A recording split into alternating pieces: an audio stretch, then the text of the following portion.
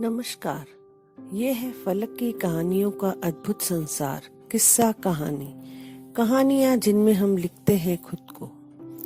मैं हूँ वंदना पुरोहित और आपको सुना रही हूँ अपनी स्वरचित कहानी ऊंची सोच।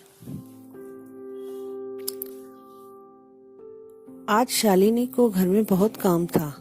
जल्दी जल्दी काम निपटाने में लगी थी। 4-5 मेहमान जो घर पर खाने पर आने वाले थे।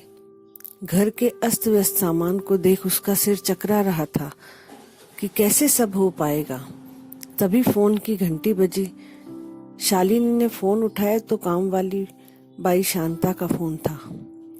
दीदी, आज बच्चे की तबीयत ठीक नहीं है, अस्पताल जाना है, इसलिए छुट्टी चाहिए। ये बात सुनते ही शालिनी भड़क उठी। तुम लोगों को तो बहाना चाहिए। आज ज्यादा काम है तो छुट्टी लोगी, किसी भी हालत में आ जाना वरना पगार काट लूंगी। और बड़बड़ाकर फोन रख दिया। थोड़ी ही देर में शांता अपने बच्चे को शॉल में लपेटे आ गई और आंगन में बच्चे को सुलाकर काम में लग गई।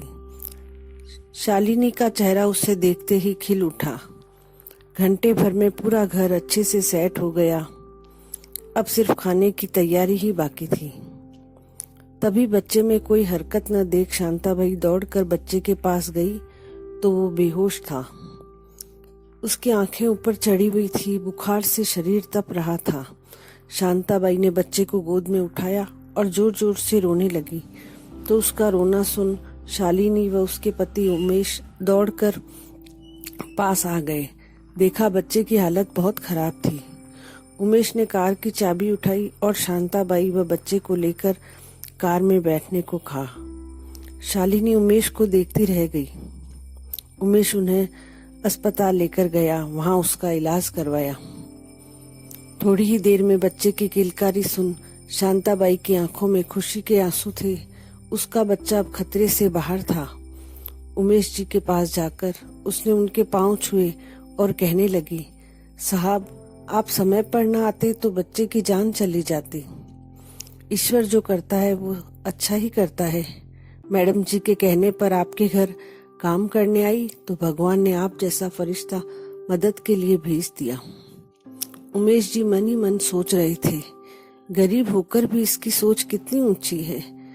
इस हालत में कोई और औरत होती तो वो शायद शालिनी को कोसती, लेकिन इसने कोसने की बजाय ईश्वर को धन्यवाद दिया। ये कहानी इतनी ही। अभी आप सुन रहे थे वंदना पुरोहित की आवाज में उनकी स्वरचित कहानी ऊंची सोच। ये कहानी आपको पसंद आए तो लाइक, शेयर, कमेंट जरूर कीजिए। धन्यवाद।